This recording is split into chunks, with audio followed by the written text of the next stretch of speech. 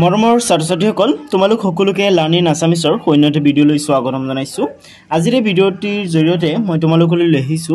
Class 6 social সায়েন্সৰ অৰ্থাৎ সমাজ বিচিত্ৰাৰ যেটো 9 নম্বৰ পাঠ আছে প্ৰাচীন ভাৰতৰ ৰাজবংশ আৰু সমাজ এপাটি প্ৰশ্নৰ উত্তৰ কেইটা ঠিক আছে। গতিকে তোমালোকে ভিডিঅ'টো একেবাৰে শেষলৈকে চাই থাকিবা ঠিক আছে। তো তোমালোকক ইয়াত মানে এইটো চেপ্টাৰত 4টা অনুশীলনী দিছে ঠিক আছে। তো এইটো তোমালোকৰ অনুশীলনী 1 হয় এই গুটেই কেইটা 1 মাৰ্কৰ প্ৰশ্ন হয় ঠিক আছে। তো মানে প্ৰশ্ন উত্তৰ কেইটা মই একেবাৰে সৰু লিখি নিছো ঠিক আছে কাৰণ এইবিলাক 1 মাৰ্কৰ প্ৰশ্ন হয় ঠিক আছে। তো তোমালোকে ভিডিঅ'টো একেবাৰে শেষলৈকে চাই থাকিবা ওকে। আৰু এটো তোমালোকৰ সেকেন্ড অনুশীলনী হয় 2 নম্বৰ অনুশীলনী হয় ঠিক আছে। তো এইবিলাকো 1 মাৰ্কৰ প্ৰশ্নই হয় ঠিক আছে। এইটো পাঠৰ প্ৰশ্ন কেইটা একেবাৰে মানে প্ৰশ্ন উত্তৰ কেইটা একেবাৰে সহজ হয় ঠিক আছে কাৰণ এইবিলাক গুটে কেইটা 1 মাৰ্কৰ প্ৰশ্ন হয় এইকেইটা 1 মাৰ্কৰ প্ৰশ্নই হয় ঠিক আছে। আৰু ইয়াত তোমালোকক এটা অনুশীলনী দিছে এটো তোমালোকৰ 4 নম্বৰ অনুশীলনী ইয়াতো কেইটামান 1 মাৰ্কৰ প্ৰশ্ন দিছে ঠিক আছে। তো মই তোমালোকক ইয়াৰ পৰা এইটো অনুশীলনীৰ পৰা প্ৰশ্ন উত্তৰ বিলাক দেখাই দিয়া আৰম্ভ কৰিম 1 সেকেন্ড ৰখা এইটোৰ পৰা ঠিক আছে। এটো তোমালোকৰ ফাৰ্স্ট অনুশীলনী হয় ইয়াত তোমালোকক দিছে তল দিয়া প্ৰশ্নবোৰ উত্তৰ দিয়া তোমালোকক এই প্ৰশ্নবিলাক উত্তৰ দিছে মৌৰ্য বংশৰ প্ৰতিষ্ঠাতা কোন আছিল অৰ্থশাস্ত্ৰ গ্ৰন্থখনৰ লেখক কোন তাৰ পিছত দিছে বৰ্তমান ভাৰতৰ কোন অঞ্চলত মৌৰ্যসকলৰ ৰাজ্য অৱস্থিত আছিল তাৰ পিছত দিছে মৌৰ্য ৰজাসকলৰ ভিতৰত কাক শ্ৰেষ্ঠ ৰজা বুলি জনা যায় ঠিক আছে। তো বলা ইয়াৰ পৰা প্ৰশ্নটো কিটা আলোচনা কৰা আৰম্ভ কৰো ছাত্ৰ-ছাত্ৰীসকল। তো তোমালোকক 1 নম্বৰত কি দিছে যে মৌৰ্য বংশৰ প্ৰতিষ্ঠাতা কোন আছিল অৰ্থাৎ মৌৰ্য বংশ কোনে প্ৰতিষ্ঠা কৰিছিল বা মৌৰ্য বংশৰ প্ৰথম ৰজা কোন আছিল ঠিক আছে। তো তোমালোকে এই প্ৰশ্নটোৰ উত্তৰ এদৈ লিখিবা যে চন্দ্ৰগুপ্ত মৌৰ্য ঠিক আছে। মৌৰ্য বংশৰ প্ৰতিষ্ঠাতা আছিল চন্দ্ৰগুপ্ত মৌৰ্য। তোমালোকে এইদৰে চমুকৈ লিখিব পাৰা বা তোমালোকে এইদৰে লিখিব পাৰা যে মৌৰ্য বংশৰ প্ৰতিষ্ঠাতা আছিল চন্দ্ৰগুপ্ত মৌৰ্য বা মৌৰ্য বংশৰ প্ৰতিষ্ঠাতা চন্দ্ৰগুপ্ত মৌৰ্য আছিল তেনেকৈ লিখিব পাৰা তোমালোক ইচ্ছা বা যেনেকৈ দি আছে তেনেকৈ লিখিলেও 1 মাৰ্ক পাই যাবা যেটো প্ৰশ্নটোৱে 1 মাৰ্কৰ হয় ঠিক আছে। তো 1 মাৰ্ক পাই যাবা এনেকৈ লিখিলে ওকে। নেক্সট আছে যে অৰ্থশাস্ত্ৰ গ্ৰন্থখনৰ লেখক কোন কি কৈছে অৰ্থশাস্ত্ৰ গ্ৰন্থখনৰ লেখক কোন তোমালোকে ইয়াৰ উত্তৰত লিখিবা কৌটিল্য ঠিক আছে। কৌটিল্যই অৰ্থশাস্ত্ৰ গ্ৰন্থখন লিখিছিল ঠিক আছে। তাৰ পিছত কি আছে গ তোমালোকক দিছে যে বৰ্তমান ভাৰতৰ কোন অঞ্চলত মৌৰ্যসকলৰ ৰাজ্য অৱস্থিত আছিল ঠিক আছে। তো হেতু সময়ত ভাৰত মানে যিমানখিনি আছিল তো বৰ্তমানটো হিমানখিনি নাই ঠিক আছে। তো বৰ্তমানৰ কোনটো জায়গাত মানে হেৰি মৌৰ্যসকলৰ ৰাজ্য আছিল হেতু তোমালোকক সুধিছে ঠিক আছে। তো তোমালোকে উত্তৰত লিখিবা যে মৌৰ্যসকলৰ ৰাজ্য বৰ্তমান ভাৰতৰ উত্তৰ প্ৰদেশ বিহাৰ মধ্যপ্ৰদেশ গুজৰাট উৰিষ্যা বাংলাদেশ আৰু পাকিস্তানৰ কিছু অংশত অৱস্থিত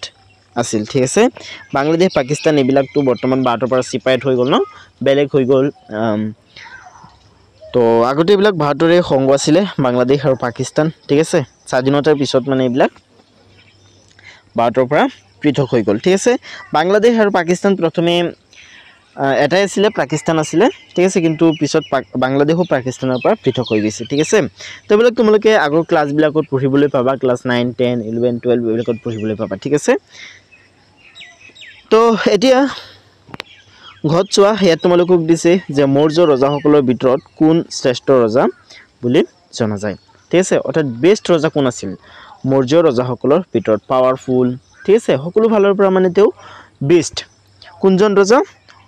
সম্ৰাট অশোক ঠিক আছে। সম্ৰাট অশোক আছিল মৌৰ্য ৰজাসকলৰ ভিতৰত শ্ৰেষ্ঠ ৰজা ঠিক আছে। তো তোমালোকে উত্তৰত লিখিবা সম্ৰাট অশোকক মৌৰ্য ৰজাসকলৰ ভিতৰত শ্ৰেষ্ঠ ৰজা বুলি জনা যায়। তো তোমালোকে লিখিবা সম্ৰাট অশোকক ঠিক আছে। তাৰ পিছত আছে তোমালোকক দিছে যে শৃংগ বংশৰ প্ৰতিষ্ঠাপক কোন আছিল ঠিক আছে। অৰ্থাৎ শৃংগ বংশ কোনে প্ৰতিষ্ঠা কৰিছিল উত্তৰত লিখিবা পুষ্যমিত্ৰ শুঙ্গ ঠিক আছে। তাৰ পিছত আছে প্ৰথমছত দিছে যে পুষ্যমিত্ৰ শুঙ্গ কোনটো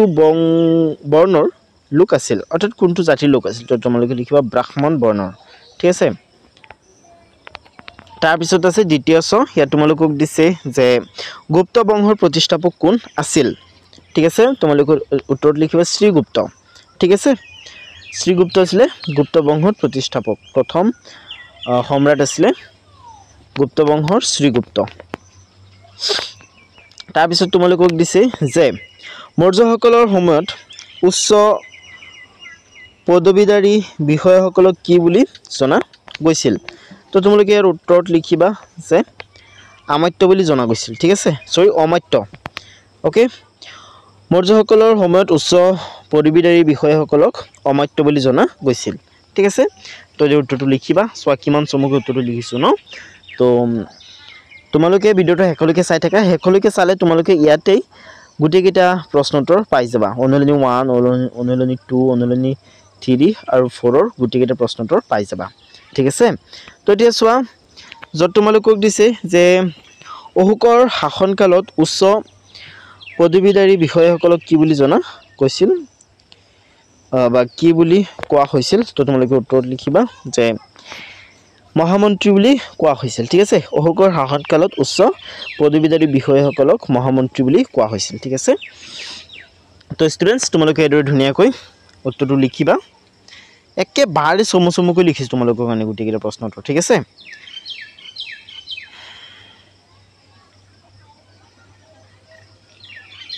ঠিক আছে অশোকৰ শাসনকালত উচ্চ পদবীধাৰী বিষয়সকলক কি বুলি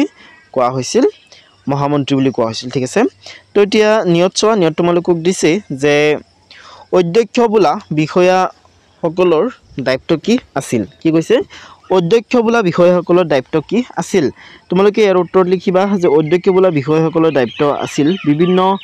বিভাগৰ কাম পৰিচালনা কৰা ঠিক আছে অধ্যক্ষ বোলা বিষয়াসকলৰ দায়িত্ব আছিল বিভিন্ন বিভাগৰ কাম পৰিচালনা কৰা ওকে ধুনিয়াকৈ লিখি ল'বা তোমালোকে এতিয়া তত চোৱাচোন তত তোমালোকক দিছে যে মৌৰ্যসকলৰ সময়ৰ প্ৰধান বৰ্ণকেইটা কি আছিল কি কৈছে মৌৰ্যসকলৰ সময়ৰ প্ৰধান বৰ্ণকেইটা কি আছিল তোমালোকে উত্তৰত লিখিবা ব্ৰাহ্মণ ক্ষত্ৰিয় বৈশ্য আৰু শূদ্ৰ ঠিক আছে একেটা হৈছে মৌৰ্যসকলৰ সময়ৰ প্ৰধান বৰ্ণ ঠিক আছে এতিয়া থত চোৱা থত তোমালোকক দিছে গুপ্ত বংশৰ শ্ৰেষ্ঠ ৰজাজন কোন তোমালোকে উত্তৰত লিখিবা সমুদ্ৰগুপ্ত ঠিক আছে সমুদ্ৰগুপ্ত গুপ্ত বংশৰ শ্ৰেষ্ঠ ৰজা আছিল ওকে বেষ্ট সম্ৰাট আছিল তো এতিয়া আৰম্ভণি কৰিবলৈ গৈ আছো অনুলনি 2 প্ৰশ্নোত্তৰ কিটা ইয়াত তোমালোকক কৈছে তলতে প্ৰশ্নলৈকে উত্তৰ দিয়া ইয়াতো বহুত কেইটা প্ৰশ্ন হৈছে কিন্তু গুটিকেইটা প্ৰশ্ন 1 মাৰ্কৰ হয় সো উত্তৰবিলাক একেবাৰে শৰ্ট হ'ব ঠিক আছে তো ইয়াত দিছে যে মৌৰ্য বংশৰ সমসাময়িক দক্ষিণ ভাৰতৰ ৰাজবংশ তিনিটাৰ নাম লিখা তাৰ পিছত দিছে পাণ্ড্য বংশৰ ৰাজধানী কি আছিল তাৰ পিছত দিছে ইৰায়ুৰ কোনখন ৰাজ্যৰ শাসন কেন্দ্ৰ আছিল ঠিক আছে নেক্সট আছে যে চেৰাসকলৰ অঞ্চলটো কি বুলি জনা গৈছিল তাৰ পিছত দিছে কাক অন্ধ্ৰ বুলি জনা গৈছিল ঠিক আছে গুটিকেইটা 1 মাৰ্কৰ প্ৰশ্ন হয় আৰু সহজ প্ৰশ্ন হয় তো বলা আমি উত্তৰবিলাক চাও তো কোড দিছে যে মৌৰ্যসকলৰ সমসাময়িক দক্ষিণ ভাৰতৰ ৰাজবংশ তিনিটাৰ নাম লিখা সমসাময়িক মানে কি তাৰমানে মৌৰ্যসকলে যেতিয়া ভাৰতত ৰাজত্ব কৰি আছিল হেতু সময়ত মানে আৰু বেলেগ কোন বংশই ভাৰতত ৰাজত্ব কৰি আছিল হেতু তোমালোকক খুদিছে ঠিক আছে সমসাময়িক তাৰমানে সেম সময়ত ঠিক আছে তো উত্তৰ তোমালোকে লিখিবা মৌৰ্যসকলৰ সমসাময়িক দক্ষিণ ভাৰতৰ ৰাজবংশ তিনিটা আছিল পাণ্ড্য চোল আৰু চেৰা কি পাণ্ড্য চোল আৰু চেৰা ওকে তাৰ পিছত খত তোমালোকক দিছে যে পাণ্ড্য বংশৰ ৰাজধানী কি আছিল তো তোমালোকে উত্তৰত লিখিবা যে মাদুৰাই ঠিক আছে মাদুৰাই পাণ্ড্য বংশৰ ৰাজধানী আছিল তাৰ পিছত দিছে গত তোমালোকক দিছে যে ইৰায়ুৰ কোনখন ৰাজ্যৰ শাসন কেন্দ্ৰ আছিল তোমালোকে উত্তৰত লিখিবা চোল ৰাজ্যৰ ঠিক আছে তাৰ পিছত আছে ইয়াত তোমালোকক দিছে চেৰাসকলৰ অঞ্চলটো কি বুলি জনা গৈছিল কি কৈছে যে চেৰাসকলৰ অঞ্চলটো কি বুলি জনা গৈছিল তো মৰমৰ ছাত্ৰ-ছাত্ৰীসকল তোমালোকে ইয়াৰ উত্তৰত লিখিবা চেৰাসকলৰ অঞ্চলটোক কেৰেলা বুলি জনা গৈছিল কি বুলি জনা গৈছিল কেৰেলা ঠিক আছে তাৰ পিছত অংগত তোমালোকক দিছে যে কাক অন্ধ্ৰ বুলি জনা গৈছিল তো উত্তৰত লিখিবা সাতবাহনসকলক অন্ধ্ৰ বুলি জনা গৈছিল ঠিক আছে তাৰ পিছত প্ৰথমছত তোমালোকক দিছে যে চালুক্য বংশৰ প্ৰতিষ্ঠাপক কোন বংশৰ চালুক্য বংশৰ তো তোমালোকে ইয়াৰ উত্তৰত লিখিব লাগিব যে প্ৰথম পুলকেশী ঠিক আছে নেক্সট আছে দ্বিতীয়ছত দিছে পল্লৱ বংশৰ প্ৰথম ৰজা কোন আছিল কি কৈছে পল্লৱ বংশৰ প্ৰথম ৰজা কোন আছিল তো উত্তৰ তোমালোকে লিখিবা সিংহ বিষ্ণু ঠিক আছে সিংহ বিষ্ণু পল্লৱ বংশৰ প্ৰথম ৰজা আছিল তাৰ পিছত তোমালোকক বৈকাৰ্যত দিছে যে কাঞ্জীপুৰম কাৰ ৰাজধানী আছিল কি কৈছে কাঞ্জীপুৰম কাৰ ৰাজধানী আছিল তো তোমালোকে উত্তৰত লিখিবা পল্লৱ বংশৰ কাঞ্জীপুৰম পল্লৱ বংশৰ ৰাজধানী আছিল এতিয়া যত তোমালোকক দিছে যে দক্ষিণ ভাৰতৰ লোকসকলৰ প্ৰধান বৃত্তি কি আছিল তো উত্তৰত লিখিবা তোমালোকে কৃষি কৰ্ম ঠিক আছে কৃষি কৰ্ম দক্ষিণ ভাৰতৰ লোকসকলৰ প্ৰধান বৃত্তি আছিল ওকে অৰ্থাৎ দক্ষিণ ভাৰতৰ লোকসকলে খেতি-বাতি কৰি জীৱন নিৰ্বাহ কৰিছিল আৰু ঠিক আছে কৃষি কৰ্ম বুলি তো তোমালোকে বুজি কৃষি কৰ্ম বুলি ক'লে তো বুজি পোৱা না এতিয়া অনুশীলনী 3 চোৱা অনুশীলনী 3 তোমালোকক দিছে তল দিয়া প্ৰশ্নবিলাকৰ উত্তৰ দিয়া এইবিলাকো এক মাৰ্কৰ প্ৰশ্নই হয় ঠিক আছে এত কৈছে প্ৰাচীন কামৰূপৰ প্ৰথমটো ঐতিহাসিক বংশৰ নাম কি তাৰ পিছত দিছে কোনজন কামৰূপৰ ৰজাই ভাস্কৰাব্দ নামৰ নতুন চনৰ প্ৰৱৰ্তন কৰিছিল তাৰ পিছত দিছে বৰ্মন বংশৰ শ্ৰেষ্ঠ ৰজা কোন আছিল তাৰ পিছত দিছে চীনা পৰিব্ৰাজক হিউৱেন চাং কামৰূপলৈ কেতিয়া আহিছিল তাৰ পিছত দিছে বিষয় বুলিলে কি বুজা তাৰ পিছত দিছে কামৰূপ ৰাজ্যৰ কেইটামান উল্লেখযোগ্য ব্যক্তিৰ নাম লিখা ঠিক আছে তো বল আমি ইয়াৰ পৰা গুডিৰ প্ৰশ্নটোৰ হেটাকৈ আলোচনা কৰিম আৰু ছাত্ৰ-ছাত্ৰীসকল তোমালোকক এটা কথা কৈ দিম তোমালোকে যোনে ভিডিওটো লাইক কৰা নাই লাইক কৰা ঠিক আছে আৰু চেনেলটো সাবস্ক্ৰাইব কৰা যোনে এতিয়ালৈকে কৰা নাই আৰু ভিডিওটো শেয়াৰ কৰি দিবা বন্ধু-বান্ধৱীসকললৈ ঠিক আছে আৰু তোমালোকৰ যেটো 10 নম্বৰ চেপ্টাৰ আছে তাৰ লিংক মই ডেসক্ৰিপচনত দি থৈছো ডেসক্ৰিপচনৰ পৰা চাব পাৰিবা ঠিক আছে আৰু তোমালোকে কোনটো পৰীক্ষাৰ কাৰণে ভিডিওটো চাই আছা হেতু মোক কমেন্ট কৰি জনাবাচোন ঠিক আছে তো হিয়াত তোমালোকক দিছে তল দিয়া প্ৰশ্নবোৰৰ উত্তৰ লিখা তো কত দিছে যে প্ৰাচীন কামৰূপৰ প্ৰথমটো ঐতিহাসিক বংশৰ নাম কি তো উত্তৰ তোমালোকে লিখিবা প্ৰাচীন কামৰূপৰ প্ৰথমটো ঐতিহাসিক বংশৰ নাম আছিল বৰ্মন বংশ কি বংশ বৰ্মন বংশ ঠিক আছে তাৰ পিছত আছে খ তোমালোকক দিছে যে কোনজন কামৰূপৰ ৰজাই ভাস্কৰাব্দ নামৰ নতুন চনৰ প্ৰৱৰ্তন কৰিছিল কোনজন কামৰূপৰ ৰজাই ভাস্কৰাব্দ নামৰ নতুন চনৰ প্ৰৱৰ্তন কৰিছিল ভাস্কৰ বৰ্মন নামৰ ৰজাই ঠিক আছে অৰ্থাৎ ভাস্কৰ বৰ্মনে ঠিক আছে ভাস্কৰ বৰ্মন নামৰ ৰজাই ভাস্কৰাব্দ নামৰ নতুন চনৰ প্ৰৱৰ্তন কৰিছিল ঠিক আছে ভাস্কৰ বৰ্মনে কৰিছিল ওকে এতিয়া গত তোমালোকক দিছে যে বৰ্মন বংশৰ শ্ৰেষ্ঠ ৰজা কোন আছিল ঠিক আছে who is the best king of Varman kingdom ঠিক আছে তো তোমালোকে উত্তৰত লিখিবা বৰ্মন বংশৰ শ্ৰেষ্ঠ ৰজা আছিল ভাস্কৰ বৰ্মন ঠিক আছে ঘৰ তোমালোকক দিছে চীনা পৰিব্ৰাজক ঠিক আছে অৰ্থাৎ চাইনিজ টুৰিষ্ট ঠিক আছে পৰিব্ৰাজক বুলি ক'লে টুৰিষ্টক বুজায় ঠিক আছে চীনা পৰিব্ৰাজক হিউৱেন চাং কামৰূপলৈ কেতিয়া আহিছিল কামৰূপলৈ মিন্স অসমলৈ অসমৰ পুৰণি নাম কামৰূপ আছিল তোমালোকে নিশ্চয় জানা ঠিক আছে তো উত্তৰ তোমালোকে লিখিবা চীনা পৰিব্ৰাজক হিউৱেন চাং ভাস্কৰ বৰ্মনৰ শাসনকালত কামৰূপলৈ আহিছিল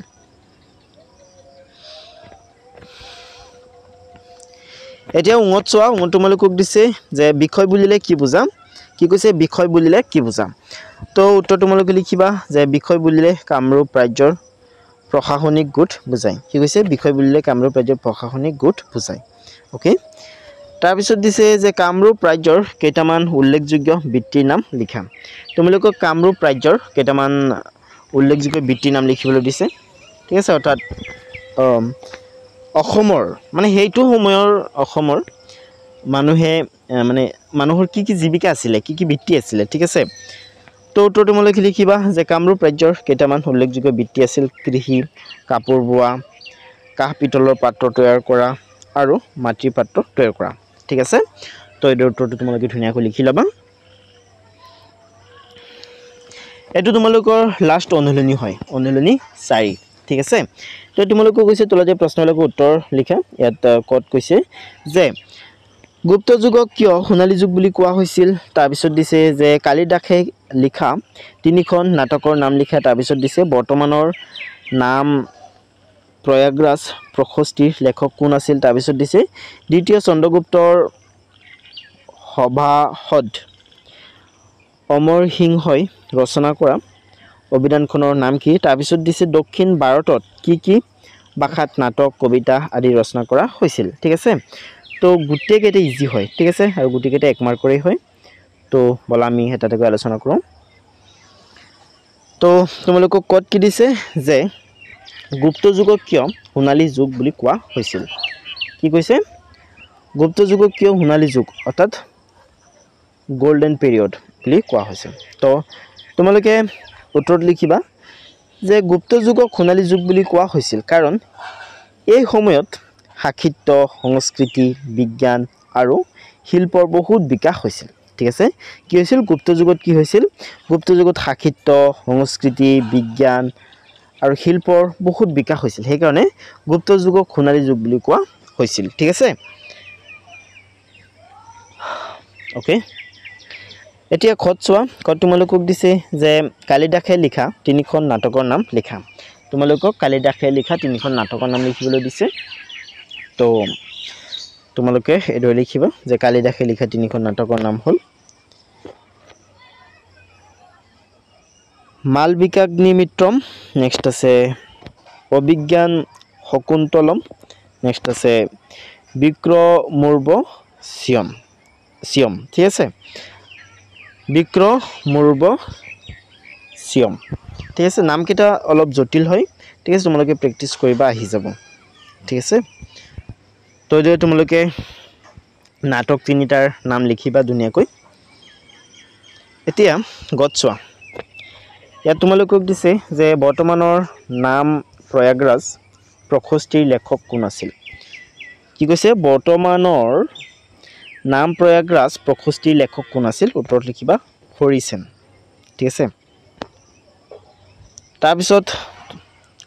গত তোমালোকক দিছে যে দ্বিতীয় চন্দ্ৰগুপ্তৰ সভাসদ অমৰ সিংহই ৰচনা কৰা অভিধানখনৰ নাম কি উত্তৰ তোমালোকে লিখিবা অমৰ কোষ ঠিক আছে একেবাৰে মই তোমালোকৰ কাৰণে গোটেইকেইটা প্ৰশ্ন উত্তৰ যিমান সৰুকৈ সম্ভৱ সিমান সৰুকৈ লিখি আনিছোঁ ঠিক আছে যাতে তোমালোকৰ অলপো অসুবিধা নহয় কাৰণ তোমালোকে সদায় মোক কমেণ্ট কৰি কৈ থাকা যে ছাৰ প্ৰশ্ন উত্তৰবিলাক দীঘল হৈ গৈছে ঠিক আছে আৰু অলপ ছুটি কৰি দিয়ক সেইকাৰণে মই মানে বহুত কষ্ট কৰি যিমান চমু সম্ভৱ সিমান চমুকৈ লিখি আনিছোঁ ঠিক আছে এতিয়া অংগত চোৱা অংগত দিছে দক্ষিণ ভাৰতত কি ভাষাত নাটক কবিতা আদি ৰচনা কৰা হৈছিল কি কৈছে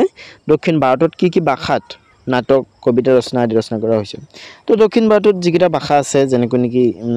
সংস্কৃত ভাষা মানে কেৱল দক্ষিণ ভাৰততেই নহয় মানে গোটেই অল ওভাৰ ইণ্ডিয়াত চলিছিল ঠিক আছে সংস্কৃত ভাষাটো ভাৰতৰ এটা প্ৰাচীন ভাষা সংস্কৃত ভাষা ঠিক আছে তামিল তেলেগু কানাডা ঠিক আছে আৰু মালয়ালম ভাষাত নাটক কবিতা আদি ৰচনা কৰা হৈছিল ঠিক আছে দক্ষিণ ভাৰতত সংস্কৃত তামিল তেলেগু কানাডা আৰু মালয়ালম ভাষাত নাটক কবিতা আদি ৰচনা কৰা হৈছিল ওকে তো এইটো তোমালোকৰ লাষ্ট প্ৰশ্ন আছিলে সংগটো ঠিক আছে তো ভিডিঅ'টো বেছি দীঘল হোৱা নাই মাত্ৰ 18 মিনিট মানৰ হৈছে ঠিক আছে তো 18 মিনিট মোৰ ভিডিঅ'টো চোৱাৰ কাৰণে তোমালোকক ধন্যবাদ ঠিক আছে যোনে যোনে শেষলৈকে চাইছা তোমালোক সকলোকে ধন্যবাদ আৰু তোমালোকৰ যিটো 10 নম্বৰ চেপ্টাৰ আছে হেতুৰ হেৰি চাবৰ কাৰণে হেতু ভিডিঅ' চাবৰ কাৰণে তোমালোকে লিংক দিয়া আছে ডেসক্ৰিপচনত তাত ক্লিক কৰিব পাৰা আৰু প্লেলিষ্টত যাব পাৰা ঠিক আছে আৰু তোমালোকৰ বাকি যিকেইটা সাবজেক্ট আছে যেনেকৈ নেকি আসামিস আছে ঠিক আছে অৰ্থাৎ উন্মেষ আছে ন তাৰপিছত আছে হেৰি ম্যাথছ আছে তাৰপিছত ইংলিশ আছে হিন্দী আছে ন তো হেবিলাকৰ যোনকেইটাৰ ভিডিঅ' তোমালোকৰ লাগে